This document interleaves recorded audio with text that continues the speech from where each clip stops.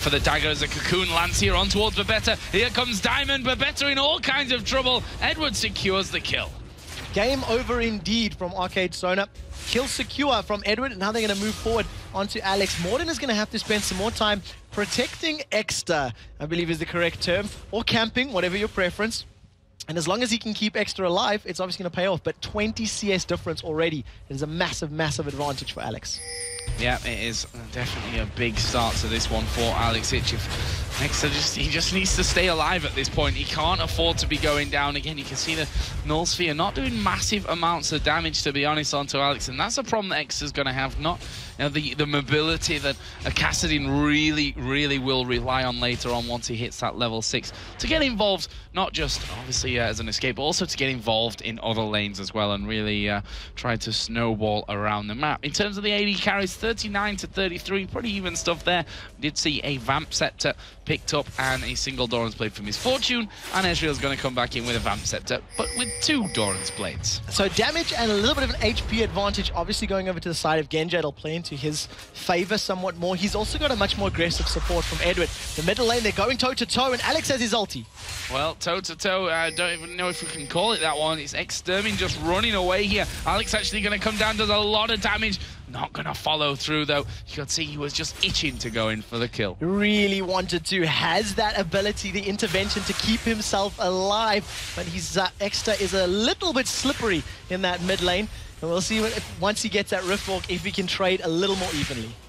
Well, Giants need to hope that that's going to happen here. We pointed it out in the pre-game show that Morden was going to be involved in this middle lane a lot. Some would say camping, and I think that was me that said that. So we'll skip on from that point. But it's been the same here this time around. Morden has really stuck around into that middle lane. A big difference from the last time we've seen them play, though, because the last time it happened, Morden was actually responsible for helping Exterminario pick up some kills.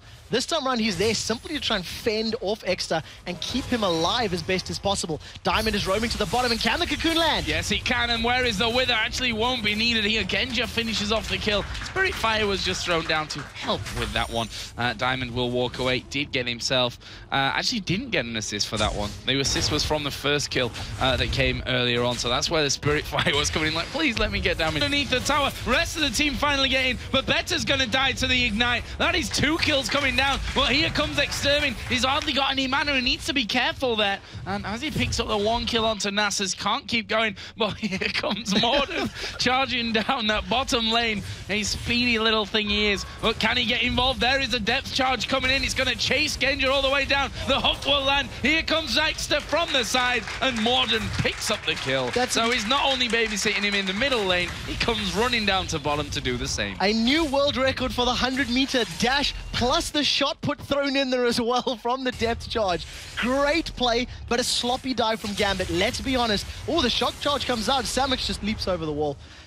In that bottom lane, we've seen Diamond Prox came in very aggressive from behind. Genja and Edward weren't able to, to dive quickly enough. When they eventually did dive, they hung around a little bit too long, and they ended up trading evenly 2 for 2 until Morden ran himself into that lane, picked up a kill with the help of Extra. So that's going to give Giants the kill lead, but they're still 1,000 gold behind, thanks to that early CS advantage and obviously the Dragon. Going to be denying blues here, of course. We saw Samux picking up the blue buff from the Giant side of the map earlier, jumping away from danger, and now Extermin has the blue buff in there as well. So Alex is going to have to be a little bit careful as to what goes on in this middle lane. He has picked up Merc Treads here, so a little bit of magic resist and to help with the tenacity there against the slow.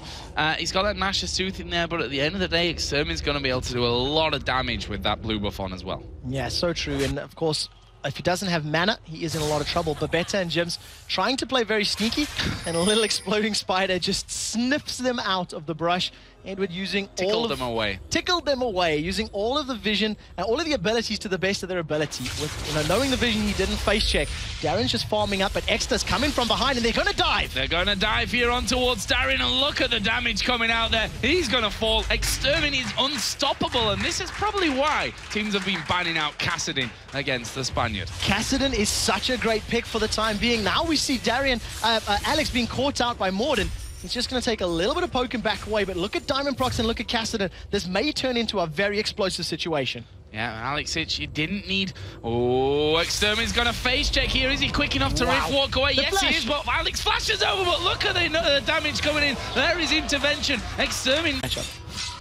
Oh, the Dragon going down. That's one thing that's keeping Gambit in the lead here in goal, is those Dragons that they've managed to pick up, and that's something that the Giants are going to be wanting to change around in the bottom lane. Ezreal, Genja, as per usual, he's one of those guys who you kind of lose focus of after a while when the kills aren't coming in anymore, but one thing he does brilliantly is farm and farm and farm and farm. He's now a good chunk ahead. He's got a Bloodthirster in there with those double Doran's plays as well. And well played by Giants. They realize that the rest of Gambit are split across the map, so they pick up the second tower of the game. So to balance out the fact that they've lost 2 Dragons, they have that global gold from the towers, and in actual fact it's more important because it denies the vision and it denies the control. Touching on Genja's farming, he does perform that a lot, but it does sometimes cost him because he's not always quite as responsive to get into the engagement. We see Extra coming up from behind on Alex, and I don't know if he's good enough for the kill, but he's going to go for a try. Well, bursting down to half, Alex was like, well, I'm not even going to react to that one because he's probably going to Rift walk straight off from it anyway. But that's the danger that he has right now. Half almost of his health taken down with 1 burst. And that's something that Alex is going to have to be a little bit careful of. Does have intervention, of course, to block that out. And we see Extra, he was roaming towards that bottom lane to maybe try and pick something up, but a number of pings coming in. I actually think from his own teammates saying, fall back, don't come in, don't push in here. We don't know where the rest of Gambit are. It's not safe. Look at the vision for Giants at the moment. They've got a little bit of river vision, a tiny bit up near the north side of the Gambit jungle, but outside of that, they have no idea what's going on inside the Gambit jungle. So they're being very brave just roaming like this because they're actually not 100% sure where their opponents are. Well, roaming as a pack here, I think, is the important thing, as they are going to see Darian getting involved on this bottom lane. Nautilus is there to the side. Extermin is going to go in. Darian not going to escape this one. A lot of damage coming out, and it's another kill for Extermin there. Picked up with the Ignite, and they're looking for an inner turret. No one from Gambit is anywhere near being able to stop this. Giants showing that they may not have crowd control with their team composition. They have map control with their play style. They are camping Darian out. That's the 3rd time that he's gone down.